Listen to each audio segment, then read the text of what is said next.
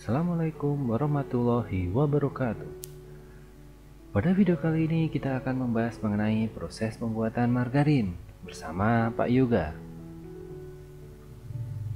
Margarin, seperti pada gambar, adalah makanan berlemak yang menyerupai mentega baik dalam hal kenampakan maupun sifat dan komposisinya.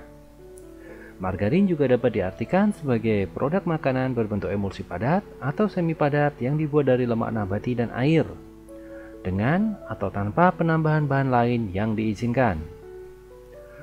Perbandingan antara mentega dengan margarin: kalau margarin dibuat dari lemak nabati, sedangkan mentega dibuat dari lemak hewani.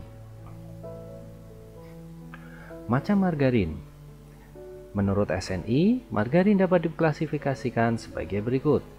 Yang pertama adalah margarin siap makan, bisa berupa margarin meja dan margarin oles, yang ditujukan untuk langsung dimakan, tanpa diolah terlebih dahulu dan dikemas, serta mengandung vitamin yang dipersyaratkan. Berikutnya adalah margarin industri, yaitu margarin yang digunakan sebagai bahan baku untuk produksi makanan lainnya. Margarin jenis ini tidak perlu ditambah vitamin. Macam yang berikutnya adalah margarin krim atau spread. Margarin dengan kandungan lemak total 62 hingga 78%, digunakan sebagai pelindung antara lapisan-lapisan dari adonan kue, bisa juga untuk pengisi dan penghias kue. Kegunaan dan standar mutu margarin. Kegunaan sudah dibahas sebelumnya pada macam margarin. Jadi margarin bisa digunakan dalam industri maupun konsumsi rumah tangga, bisa digunakan sebagai polesan roti, bahan dasar pembuatan makanan seperti roti, maupun sebagai bahan penguat rasa dalam makanan. Untuk standar mutu margarin, yaitu kadar airnya maksimal 16%, lemak 80%, kemudian kandungan garam 2 hingga 4%, logam yang membahayakan negatif atau tidak boleh ada, kemudian asam benzoat sebagai pengawet yaitu maksimal 0,2%, margarin tidak boleh tengik, tidak boleh berjamur, dan memiliki bau rasa warna normal. Bahan baku pembuatan margarin yang pertama adalah minyak, itu sebagai bahan baku utama. Tetapi sebelum dijadikan bahan baku pembuatan margarin, minyak harus melalui proses hidrogenasi. Syarat minyak yang pertama adalah mempunyai bilangan iot yang rendah. Bilangan iot yang tinggi itu berarti nanti ikatan rangkapnya banyak, berarti minyaknya tidak tahan terhadap kerusakan. Sedangkan bilangan iot rendah, ikatan rangkapnya sedikit, dan berarti minyak tersebut tahan terhadap kerusakan. Nah, jadi yang dipilih adalah minyak dengan bilangan iot yang rendah. Yang kedua, memiliki warna kuning muda. Berikutnya adalah flavor atau aroma minyak yang baik. Yang keempat adalah asam lemaknya stabil. Nah, ini proses penstabilannya nanti melalui proses hidrogenasi. Yang kelima, titik beku yang tinggi dan titik cair sekitar suhu tubuh manusia. Di sini agar margarin nanti yang diproduksi itu mencair dalam mulut ketika dikonsumsi.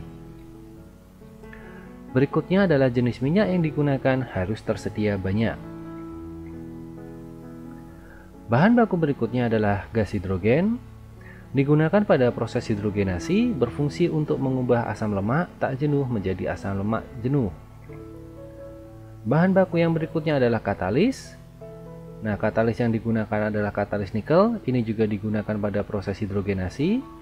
Berfungsi untuk mempercepat reaksi dengan menurunkan energi aktivasi, sehingga proses hidrogenasi berlangsung lebih cepat.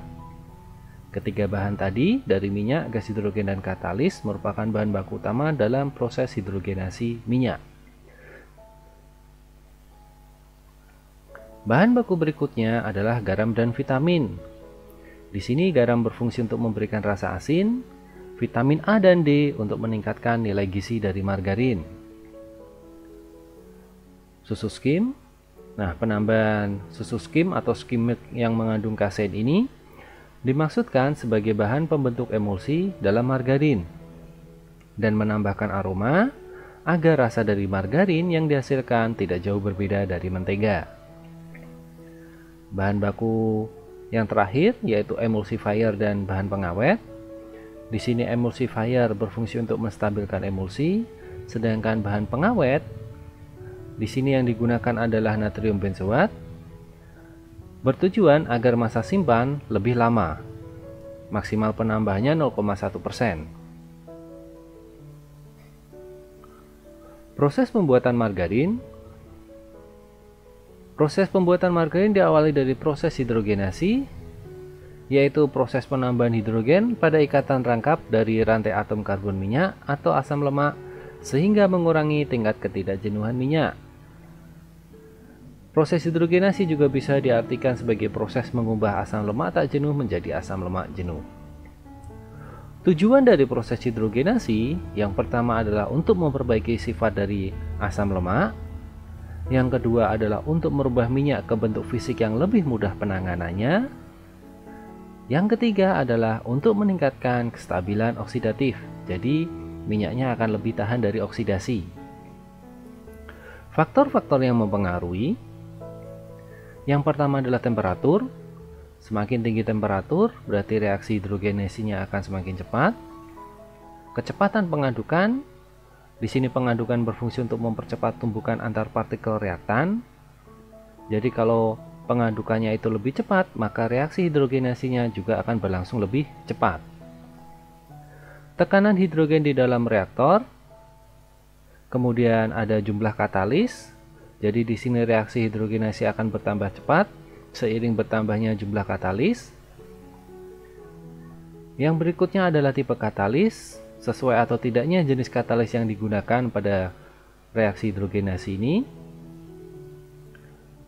Yang berikutnya adalah kemurnian gas hidrogen, dan yang terakhir adalah kualitas bahan baku.